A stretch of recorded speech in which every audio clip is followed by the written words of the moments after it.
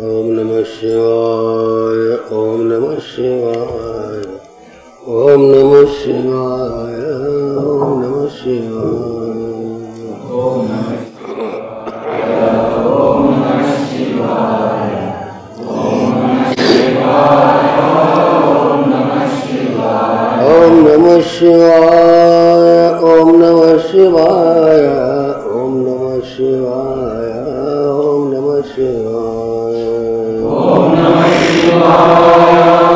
नमः शिवाय, ओम नमः शिवाय, ओम नमः शिवाय, ओम नमः शिवाय, ओम नमः शिवाय, ओम नमः शिवाय, ओम नमः शिवाय, ओम नमः शिवाय, नमः शिवाय, ओम नमः शिवाय, ओम नमो नारायणाय, ओम नमो नारायणाय, ओम नमो नारायणाय, ओम नमो नारायणाय, ओम नमो नारायणाय, ओम नमो नारायणाय, ओम नमो नारायणाय, ओम नमो भगवते वासुदेवाय, ओम नमो भगवते वासुदेवाय, ओम नमो भगवते वासुदेवाय, ओम नमो भगवते वासुदेवाय। श्री कृष्णं वन्दे जगद्गुरुं, श्री कृष्णं वन्दे जगद्गुरुं, श्री कृष्णं वन्दे जगद्गुरुं, श्री कृष्णं वन्दे जगद्गुरुं, श्री कृष्णं वन्दे जगद्गुरुं, श्री कृष्णं वन्दे जगद्गुरुं, श्री कृष्णं वन्दे जगद्गुरुं, श्री कृष्णं वन्दे जगद्गुरुं, श्री कृष्णं वन्दे जगद्गुरुं, श्री कृष्णं वन्दे जगद्गुरुं, श्री कृष्णं वन्दे जगद्गुरुं।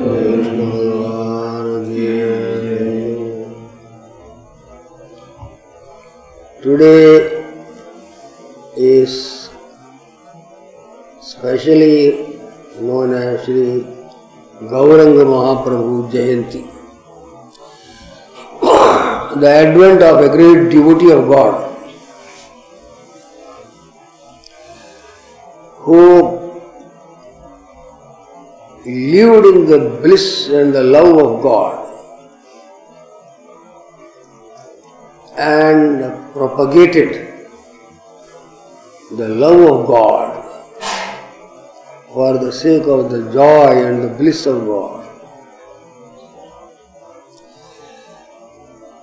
The day of love of God may be said to be Gauranga Mahaprabhu Jayanti. We know what is love, but our concept of love is contaminated by a trade relation that we establish between the lover and the beloved. Have you ever thought why anything is loved at all?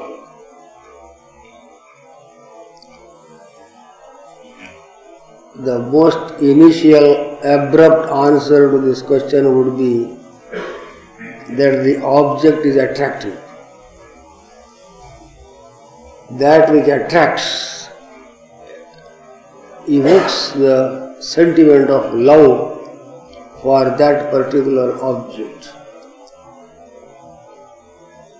But why does that object attract?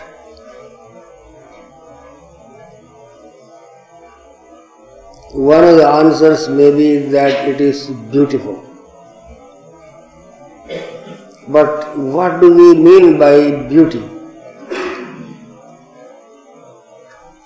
Here is something which everyone seems to know, but no one can understand.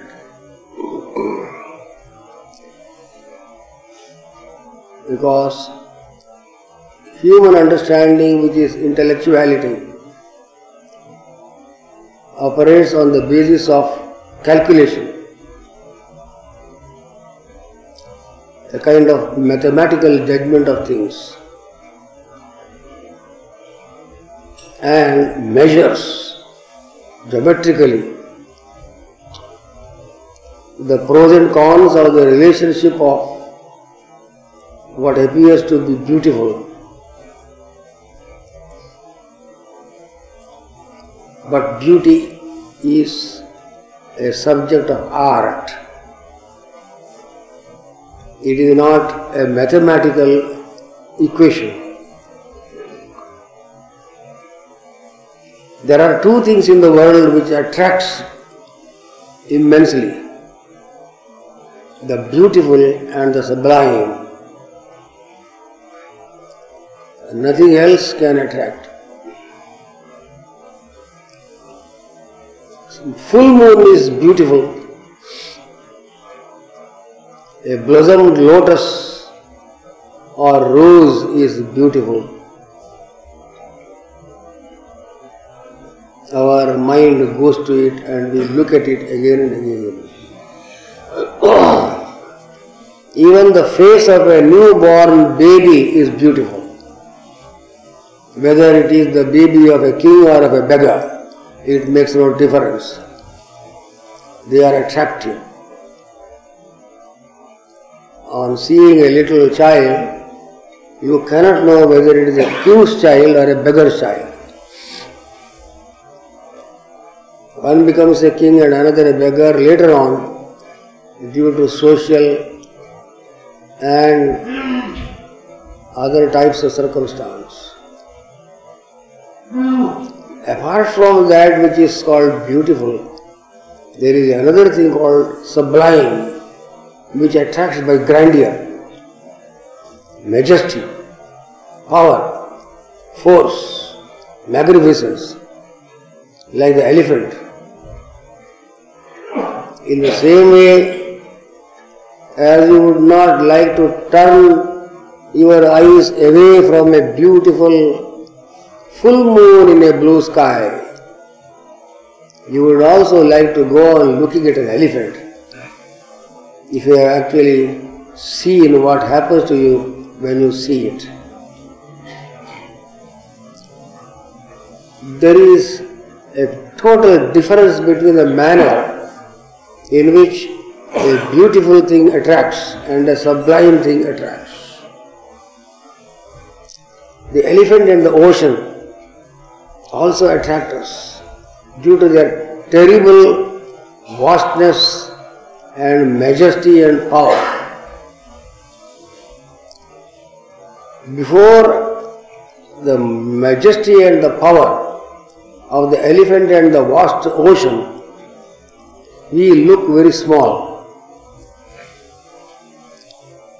Our importance is brought down to a very low level, and the ego, which is usually prominent in a human being, diminishes almost to the point of abolition, and you admire and enjoy a thing only when the ego ceases to operate. This is how the sublime attracts. But beauty is a different thing. You can admire an elephant, but you cannot love it. You can be overjoyed by the majesty of the vast, turbulent ocean, but you cannot embrace it, hug it, or love it. God is an object of love for a devotee. God is not merely an object of admiration. In Bhakti Shastra, two types of devotion are described. One is known as Aishwarya Pradhana Bhakti, another is known as Madhurya Pradhana Bhakti. Acharyas like Madhva and Ramanuja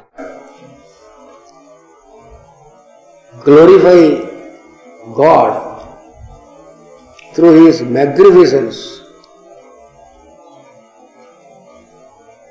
His majesty, His potent capacity, His omnipotence, omniscience, omnipresence.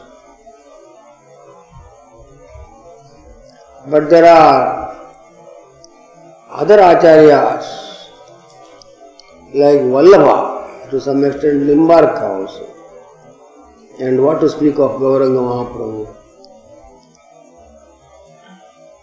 Admire God for His being the repository of all affection and duty. Usually, religions describe God as a father in heaven, keeping Him far, far at a distance from the dust of the earth,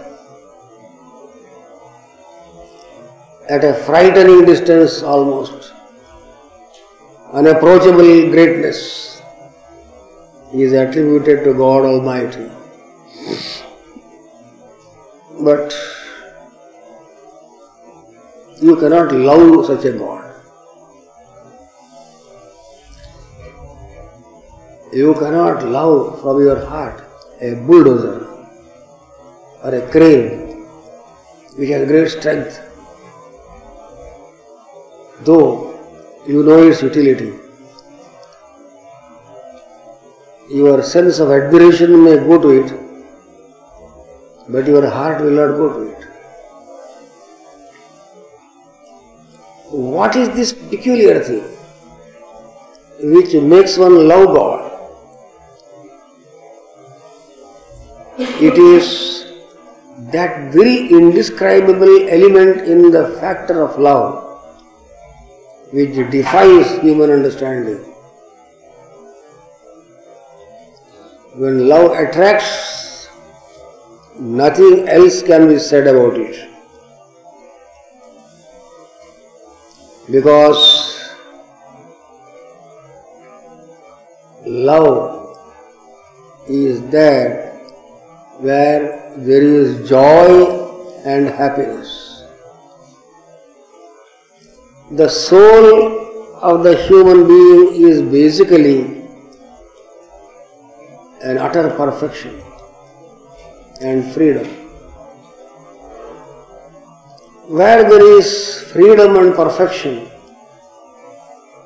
there an internal joy manifests itself automatically. Whoever has lived in this world a life of freedom and to some extent a perfect life would be able to know what satisfaction is. All said and done, nothing can move us unless it satisfies us. And only that can satisfy us, which can bestow upon us all things that we need. What is it that we need?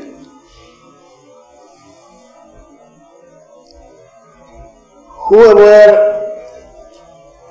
has lived in this world,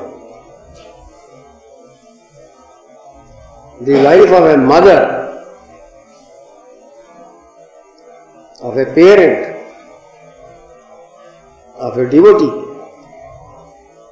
of a lover or a beloved, of a servant of a great master, will be able to appreciate what propels attraction.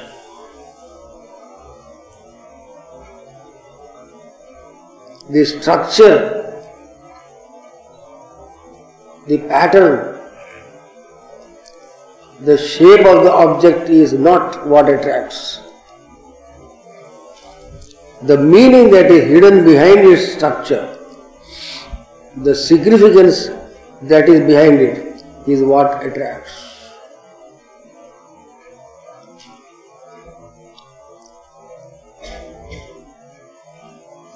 A high valued currency attracts not because of the material out of it is made, but the meaning that it has within itself. It embodies power. In a similar manner, love is the movement of the soul in the direction of that which can fill it with joy.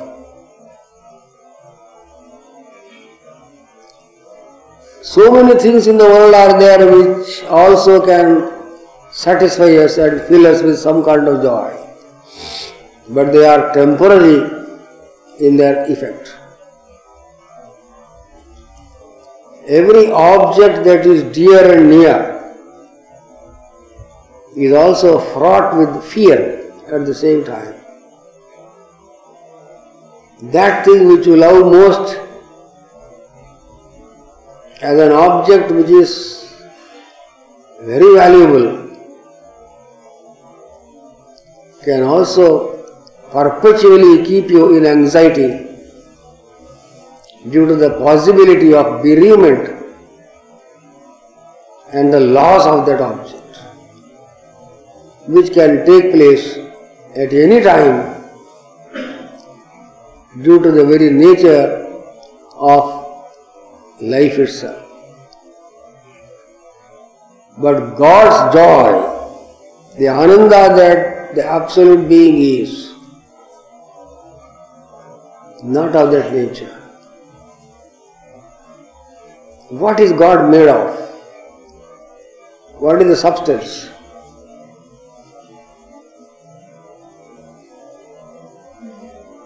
Everything is made of something. What is God made of?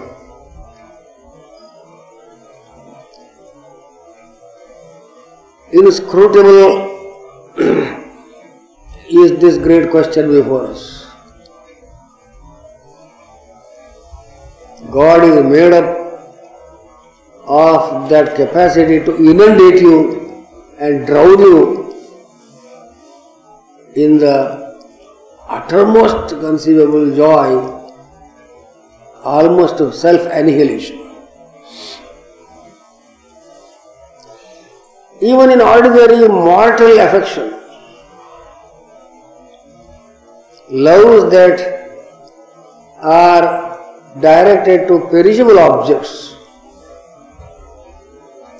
even in such intensity of love,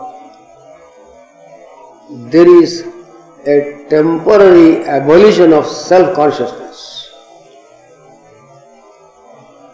The more you love a thing, the less you feel your existence at that moment. So that when you are in utter possession of the most beloved of things, you do not exist at that moment. There is an abolition of self-consciousness. And at that time, what is your experience? There is no one to experience it because you have ceased to operate as a personality at that time. If your personality retains itself to some extent at the moment of the enjoyment of the object of love, to that extent your joy is diminished. Only the object of love should be there and you should not be there. only then it is perfect enjoyment. Even in such simple illustrations of a mother's love for a little child, that love makes the mother feel her own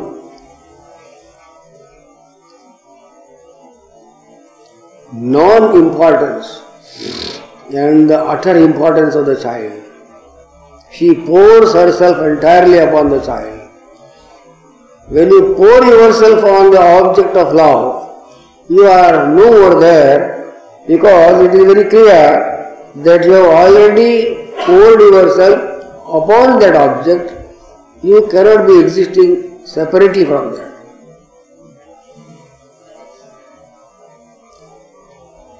As a molten metal can be cast into a crucible, and it takes the shape of that crucible,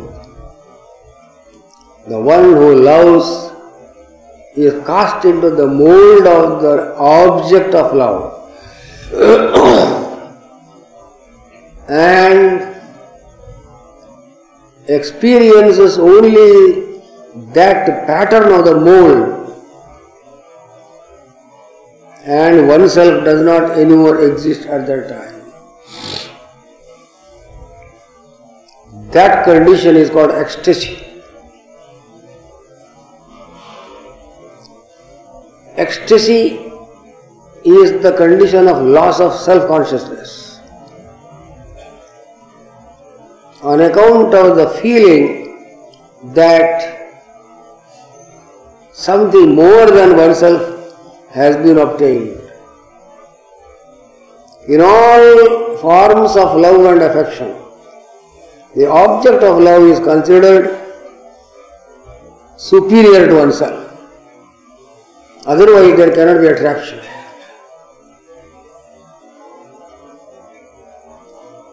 If you are also equally important, the object of love will also be 50% only attractive. Utter attraction, 100% engagement in the object of affection is possible only when you are 100% annihilated and you are no more there. If you are no more there, who experiences the joy? The soul which is not you, but more than you, rises to action at that time. It is the soul that operates when you behold an object of art. It is reason that operates when you see a work of mathematical perfection. The soul's perfection or God's perfection is not the perfection of an equation. It is an inundation of indescribability. God is sometimes called the Cupid of Cupid, Sakshat Manmatha Manmatha. Manmatha is one who churns the mind of a person. And he himself gets churned by another thing which excels his beauty.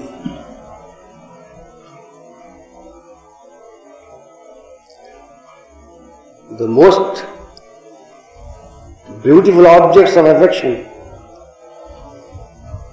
are supposed to be in the kingdom of Indra.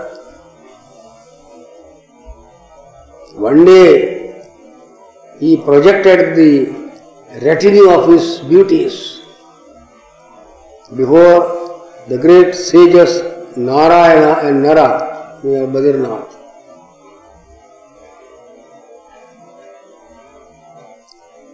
Yabhir grihitaha purushaha sonmada eva drishyate, says the Valmiki Ramayana.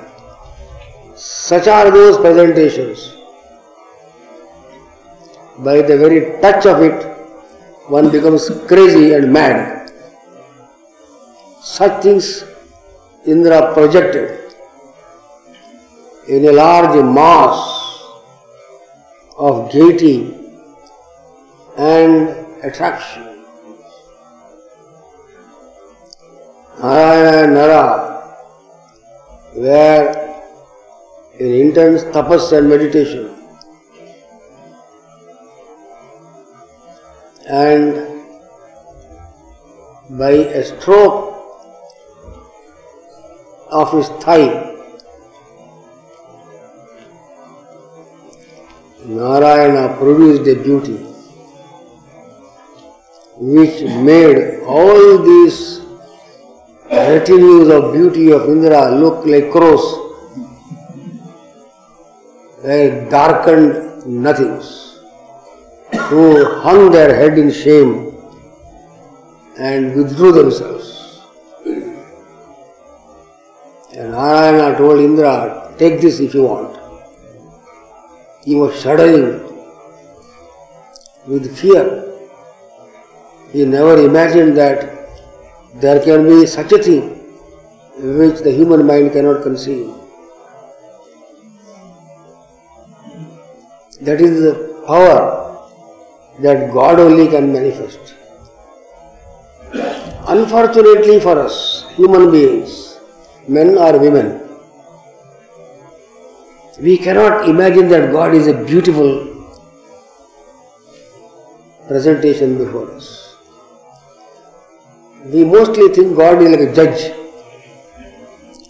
like a disciplinarian, a hard taskmaster, a parent who admonishes and perhaps even threatens with dire consequences if anyone goes against their laws. But rarely can we imagine that He is beauty. The human intellect is so conditioned by the limitations of space, time and objectivity that intellect cannot appreciate beauty. It cannot see it at all. It only sees machines and calculations and arrangements of a geometrical nature, not knowing that perfection is not either mathematical, algebraical, arithmetical, or anything of the kind. In order to appreciate the possibility of God Almighty being the object of love, one has to tear oneself completely to pieces and shreds in its egoistic encasement. The name of God cannot be taken by an egoistic individual. This is what Govinda Mahaprabhu said in that famous oft-quoted verse,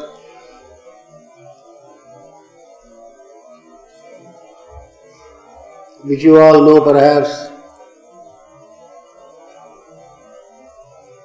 One who is more patient than a tree, humbler than a blade of grass, one who gives respect to all but expects respect from nobody, such a person is fit to take the name of God. Trinadapi Sunichena Tarorapi Sahishnuna Amanina Manadena Kirtaniya Sadahari. That which stands between the devotee and God has to be removed. Only then can that ocean of love come and bathe the devotee. The ocean can enter the river, provided there is no bund or a dam constructed between the ocean and the river which is seeking to enter into the ocean. Ahankara, egoism, self-consciousness, pride, self-importance. This is what divides man from God. Because before God there cannot be two selves. God is all self, and therefore yourself cannot stand before it.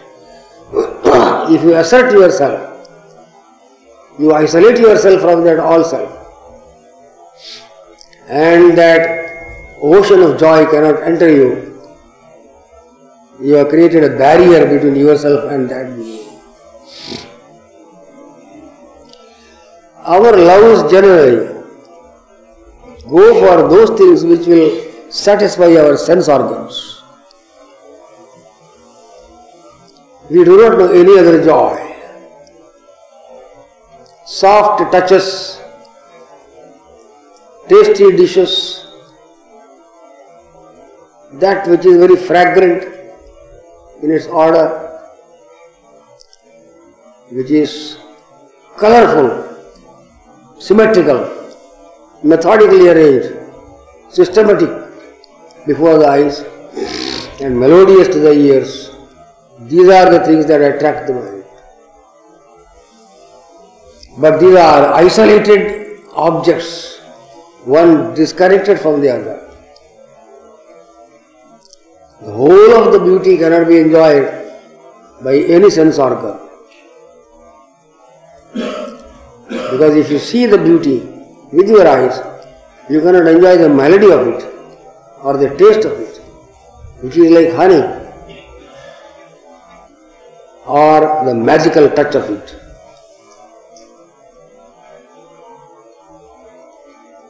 There is a maddening order of fragrance, an ecstasy of touch, an indescribable taste more than honey for that particular sense, and a superabundance of colorful beauty. All these blend together in the perfection of God. That is why it is said that God can be known only in intuition and not through sensory perception. Every sense organ can see one particular object.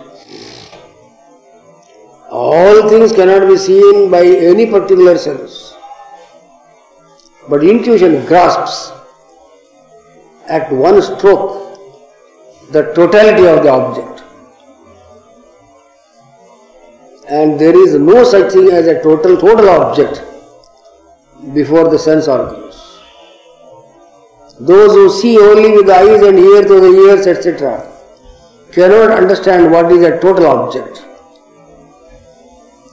We are confronting every day partial objects. Something is given, something else cannot be given by that object. Gold can satisfy you in one way, but you cannot eat gold.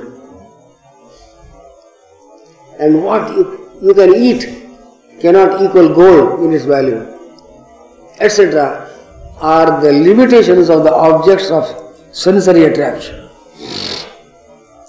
But there is something which can melt together all the requirements of the sense organs and pull the soul out of the body, in which condition alone you start feeling a rapture of ecstasy. I do not know how many of us had the occasion to be in a state of spiritual rapture. We might have had experience of intense concentration, a kind of absorption in meditation. But I do not know how many have felt rapture, a shudder, a trembling, a feeling of rupture of the personality, as if everything in you has gone and something else has come. These are some of the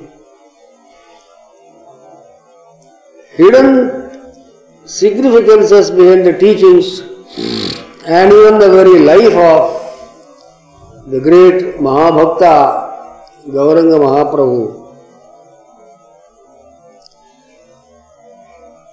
We only hear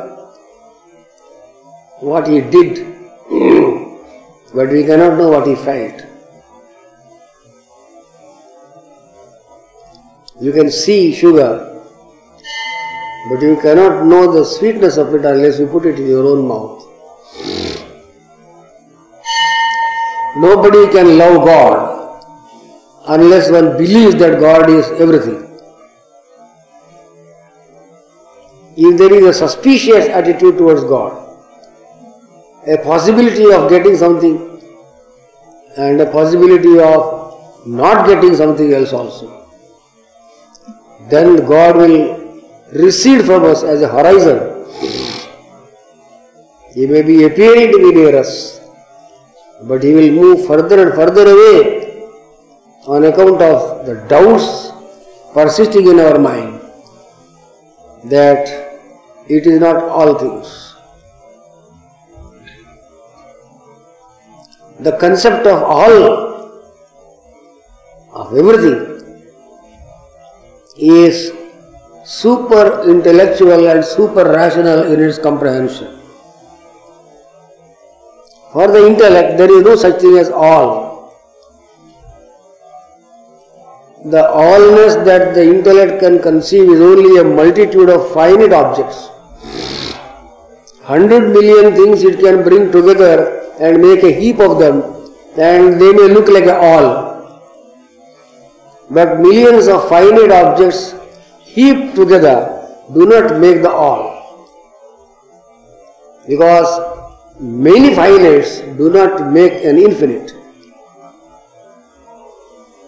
All the resources of the world put together do not give you infinite satisfaction. Because of the fact that it is impossible for the human mind to conceive what love is or joy is, the Upanishad gives us a series of degrees of perfection and happiness, in case you will be able to appreciate the meaning behind that calculus we have in the Taittiriya Upanishad or the Brihadaranyaka Upanishad. Can you imagine what is happiness? Who is a happy person? Have you seen anywhere a happy person? You cannot see a totally happy person anywhere. You can imagine in the mind at least. If such a thing could be possible, I can say I am most happy. A possibility only. It is not a reality. What are the things that can make you utterly happy? The whole world should be mine. I must be the king, the emperor of the whole earth. Nobody should vie with me or contend with me. Alright, this will give you required satisfaction. No, I must not die also.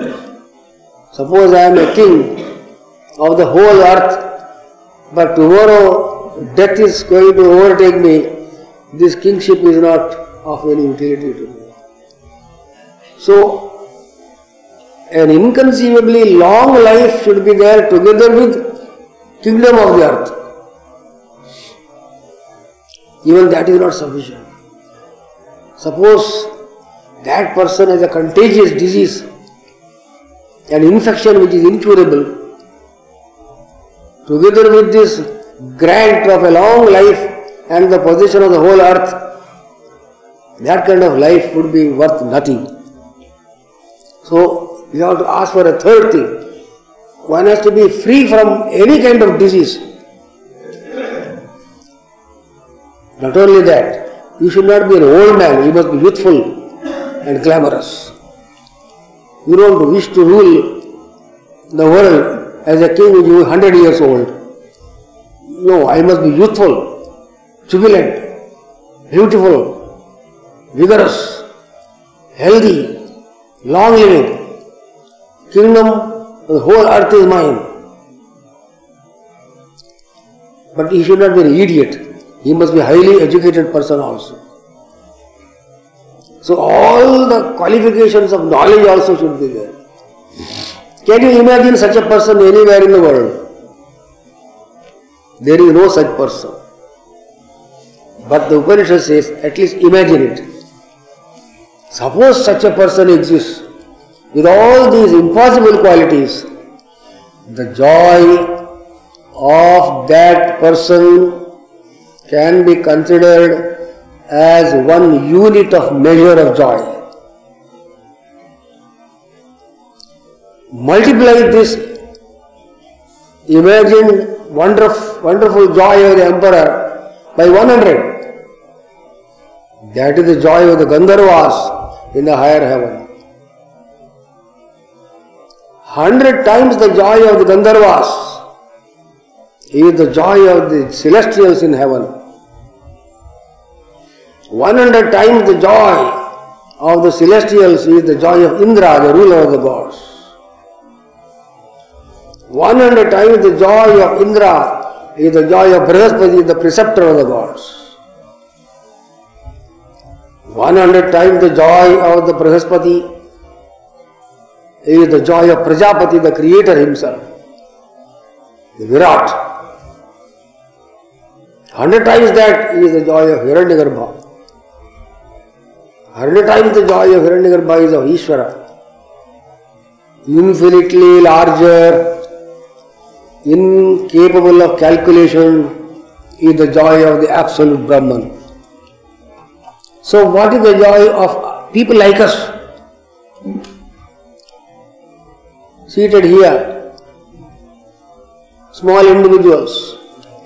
We are also happy in some way, isn't it?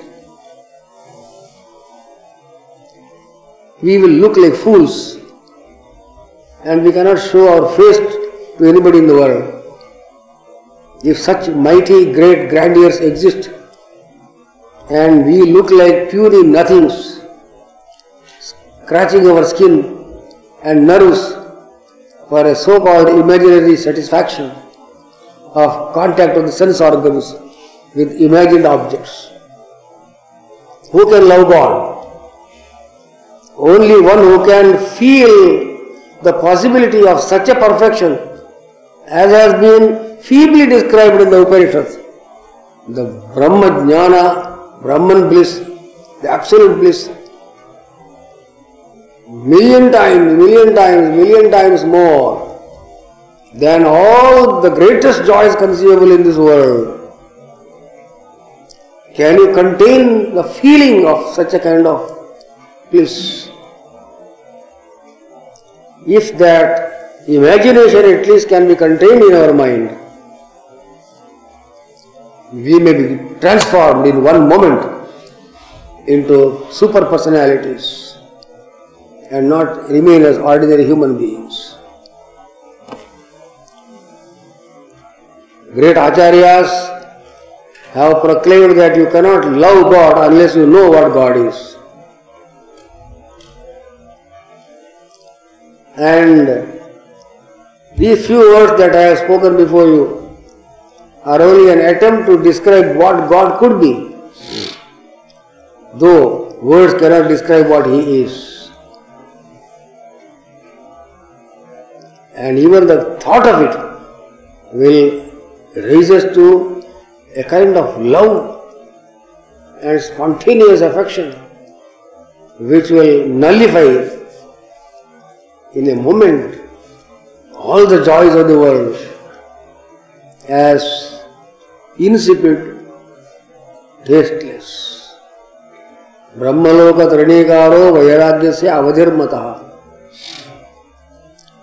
Acharya Shankara says somewhere, if the bliss of Brahmaloka can look like a straw which has no essence, you have attained to supreme vairagya. But who can imagine the bliss of Brahmaloka, where everything is everywhere? Such kind of love was taught by Gauranga Mahaprabhu. Such was the love which the gopis felt in the Vrindavan, and such was the love of many of the saints and sages, the Alvars, Myanmars, and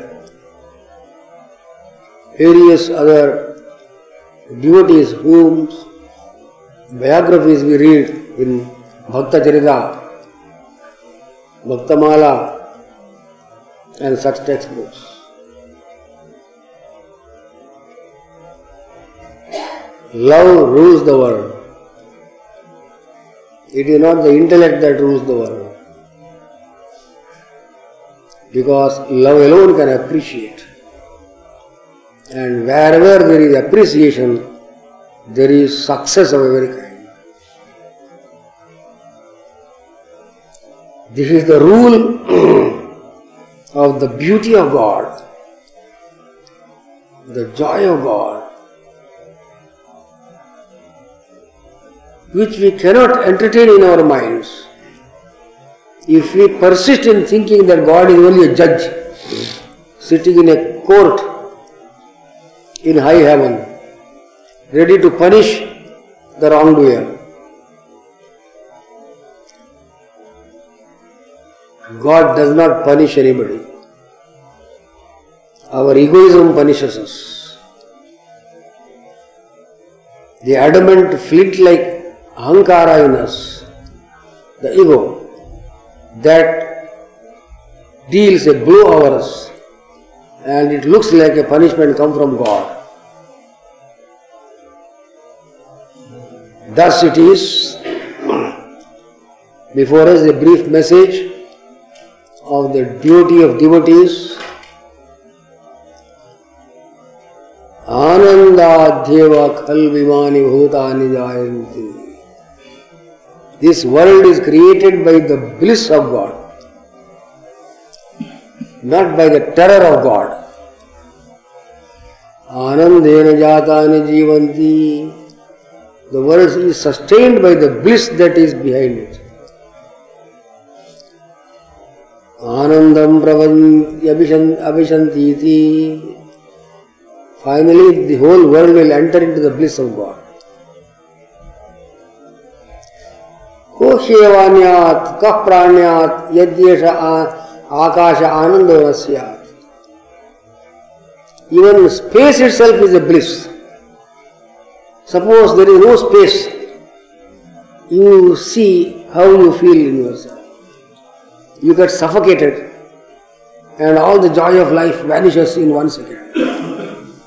Breathing is a joy. Spatial expanse is a joy. Because the bliss of God is hiddenly manifest in all these manifestations, even in our own selves.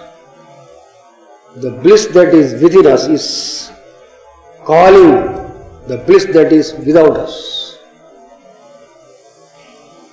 Atmanastu kamaya sarvam priyam bhavati. For the sake of the bliss of the self, every other things, every other object in the world looks attractive and lovable. And this love that is hidden in our own self is not in one person only. It is present in every person. Even in an ant that crawls, even in a creature that moves, that self-love manifests itself, it wriggles to maintain itself. That total self-love of all creation is a little modicum of the manifestation of the infinite love of God. Such is what we are aspiring for. And the life of Gauranga Mahaprabhu, the life of great devotees like the Gopis of Vrindavan are illustrations before us. The love of Saint Surdas, Kabir Das, Tulsi Das, read their lives. These are inspirations before us. And today is one of the occasions, being Gauranga Mahaprabhu Jayanti, when we can recall to our souls, not merely to our minds, the joy that is everywhere. And it is well said that creation is the overflowing of the superabundance of the bliss of God. So may we try to live in that bliss and be blessed. Hari Om Tat Sat.